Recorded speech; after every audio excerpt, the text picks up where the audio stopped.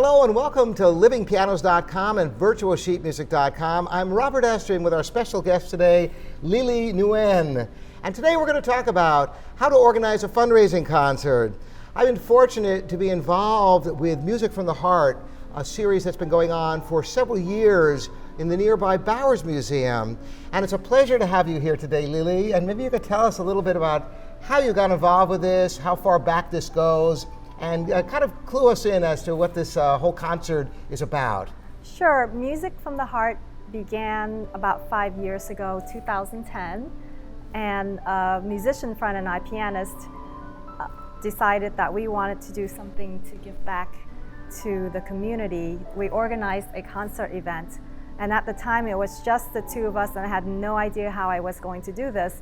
We didn't have any money, no audience, and what I did was I just contacted a client of mine. My real job is as an attorney, so I had contacted a client who I knew had a passion to help young orphans in Vietnam. So I contacted my client and I said, do you mind sparing a few $1,000s for my venue, and then we would do the rest of the work. And so that was the beginning where we pretty much recruited everyone involved, became a volunteer, and that was how I met Robert, because I needed a piano. Yes, so we've been happy to provide pianos each year for these events, and I always perform, and indeed, this event attracts people from all over the state and sometimes around the country, some top-level performers. You know, as a musician, I've got to tell you that being able to leverage musical talents to be able to help things that are really important in the world is really thrilling. And now I understand that Music from the Heart actually helps orphan children here in the United States as well as in several countries around the world. How many countries actually benefit from these concerts? We have Vietnam.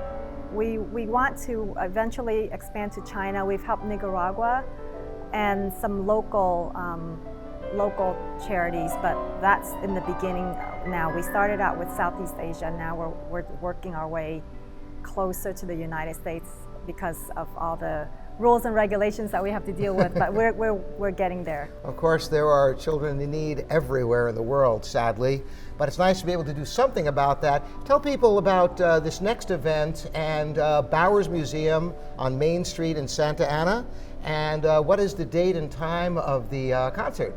Our next event this year, it's different, is that we're combining classical music with a fashion show. So it's going to be on September 19th this year at the Bowers Museum in Santa Ana, and it begins at 5:30 p.m. This year we're having a áo dài, which is the Vietnamese traditional costume. So we're having a fashion show in addition to having 6 musicians perform on September 19th. It sounds like an exciting event, and I understand there's going to be an after the concert party at the Bowers Museum. Yes, we will have an after concert party, and that is so the program runs pretty tight, and so the after concert is for everyone to eat, drink, meet the musicians, meet the models, meet the team members, and find out about what the projects are that we have done. I was wondering, what inspired you to start this in the first place, this whole fundraising concert? Obviously, it's a lot of work. You have to reach out to so many people. And what was the impetus to get going? Well, the real inspiration is I'm Vietnamese and came to the United States in 1975 as a refugee. And when we came to the US, we didn't have anything, but we were given the opportunity here. And that opportunity to me, the most important is education. So I wanted to give back to the children who don't have an opportunity for education. So with the funds raised, very little money, $30 a month, would provide a child with an opportunity for education. And that was the true reason behind all of this.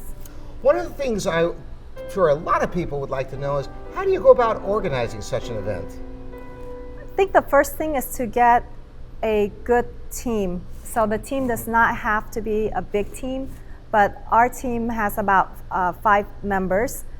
And believe it or not, 1 member is in Hong Kong, 2 are constantly traveling, one's in Ohio, but with the technology today, We can Skype our meetings. So the first thing is to get a team of people who have the same passion and the same interest and willing to do the work.